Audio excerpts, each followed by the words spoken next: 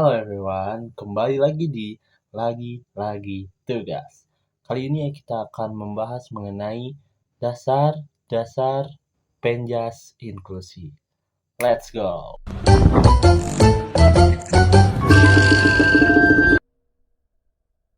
Oke, sebelum ke sana, kita akan membahas memahami secara rinci apa itu definisi dari pendidikan jasmani inklusi. Oke, yang pertama, kita akan membahas terlebih dahulu mengenai pendidikan. Nah, pendidikan dari bahasa Latin berawal dari kata educare atau ducare yang berarti mengembangkan. Nah, mengembangkan di sini dalam konteks mengembangkan kemampuan atau potensi yang ada dalam individu manusia. Maka dapat diambil kesimpulan bahwa pendidikan ini merupakan upaya untuk mengembangkan potensi atau kemampuan yang ada di dalam diri manusia. Oke, selanjutnya ada kata pendidikan jasmani. Nah, pada pendidikan jasmani ini, jasmani merupakan sebuah tools atau alat. Maka dapat diambil kesimpulan bahwa pendidikan jasmani merupakan upaya untuk meningkatkan atau mengembangkan potensi yang ada di dalam diri manusia melalui aktivitas jasmani. Oke. Yang ketiga, ada kata inklusi. Nah, menurut WHO, definisi dari inklusi ini merupakan proses membuat semua orang dapat berpartisipasi aktif dalam kegiatan tanpa membeda-bedakan.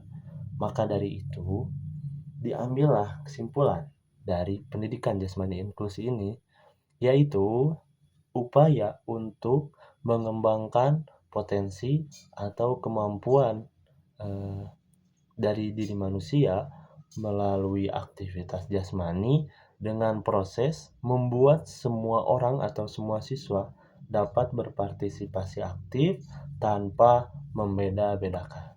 Oke, untuk membahas dasar dari pendidikan jasmani inklusi, ada dua pertanyaan yang harus kita selalu pertanyakan dalam benak kita, dan kali ini akan kita jawab pada video kali ini. Yang pertama, yaitu why is it important to understand special educational needs as a PE teacher? Atau mengapa penting untuk memahami kebutuhan pendidikan khusus sebagai guru penjas?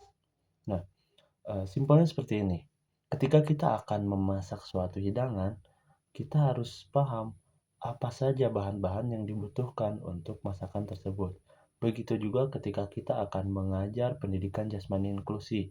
Ketika kita tidak paham apa pendidikan khusus yang harus kita lalui, yang harus kita persiapkan, maka kita tidak akan berhasil untuk mengajar pendidikan jasmani inklusi tersebut. Oke, sekarang kita membahas klasifikasi dari anak-anak yang berkebutuhan khusus. Ada 4 klasifikasi, yaitu psychosensory, cognitive, dan behavioral. Nah, yang pertama yaitu psikal. Psikal ini merupakan anak yang berkebutuhan khusus dengan kesulitan kemampuan fisiknya. Ya, contohnya seperti cerebral palsy, amputasi, dan lain-lain. Yang kedua yaitu sensori. Sensori ini merupakan anak berkebutuhan khusus dengan kesulitan memproses informasi sensorik, seperti contohnya yaitu tunanetra, autisme, dan lain-lain. Yang ketiga yaitu kognitif. Kognitif ini merupakan anak berkebutuhan khusus yang kesulitan untuk belajar atau kesulitan untuk memahami, seperti contohnya disleksia, disgrafia, dan lain-lain. Yang terakhir yaitu behavioral. Behavioral ini merupakan anak-anak yang berkebutuhan khusus yang berkaitan dengan kesulitan perilaku. Contohnya seperti ADHD, ODD, atau keterlambatan emosional. Oke, setelah kita paham klasifikasi dari anak-anak berkebutuhan khusus tersebut, kita akan membahas mengenai pengembangan strategi yang dilakukan untuk mendukung lingkungan yang inklusif dan untuk memanajemen perilaku-perilaku anak yang berkebutuhan khusus. Oke, ada 5 strategi pada video ini. Yang pertama yaitu observasi. Observasi ini merupakan pengamatan. Jadi kita mengamati perilaku mereka seperti apa terlebih dahulu, lalu kita juga mengamati interaksi eh, anak tersebut dengan anak-anak yang lain itu seperti apa. Yang kedua, ada yang namanya assessment. Assessment ini atau penilaian lah, penilaian terhadap eh, anak tersebut. Jadi kemajuan akademiknya itu seperti apa. Jadi kita menilai akademik anak tersebut seperti apa. Yang ketiga, yaitu feedback from other teacher and parents. Jadi kita harus meminta atau mungkin menerima umpan balik dari guru dan orang tua mereka. Kita harus mengidentifikasi betul-betul bahwa mereka tersebut merupakan betul-betul anak yang berkebutuhan khusus. Yang keempat, making sure the children are in safe environment. Jadi ketika kita sudah betul-betul sudah diidentifikasi bahwa anak tersebut berkebutuhan khusus, maka kita harus bekerja sama dengan anak atau dengan guru lain, juga dengan profesional, mungkin tenaga ahli. Untuk apa? Untuk misalkan seperti terapinya seperti apa, lalu kita akan paham bagaimana modifikasi pembelajaran yang harus dilakukan supaya anak berkebutuhan khusus ini dapat tetap ikut dalam pembelajaran. Oke, yang terakhir yaitu support atau supporting their needs. Jadi setelah bisa memodifikasi, nah kita juga harus mendukung apa saja yang mereka butuhkan. Jangan malah kita tidak mendukung apa yang mereka inginkan. Jadi kita harus support terus apa yang mereka butuhkan, apa yang anak-anak berkebutuhan khusus ini butuhkan. Masuk ke pertanyaan yang kedua, yaitu why is it important to create an inclusive atmosphere within physical education? Atau mengapa sih penting untuk menciptakan suasana yang inklusif dalam pendidikan jasmani? Nah, teman-teman, pendidikan jasmani ini memiliki peran penting dalam memberikan kesempatan anak untuk beraktivitas fisik dalam berolahraga, terlepas anak tersebut memiliki kebutuhan khusus. Nah, maka dari itu, guru penjas memiliki peran yang sangat penting dalam menciptakan lingkungan yang inklusif dalam mengikut sertakan anak-anak berkebutuhan khusus tersebut. Nah, dapat disimpulkan terdapat setidaknya 2 poin untuk menjawab pertanyaan tersebut.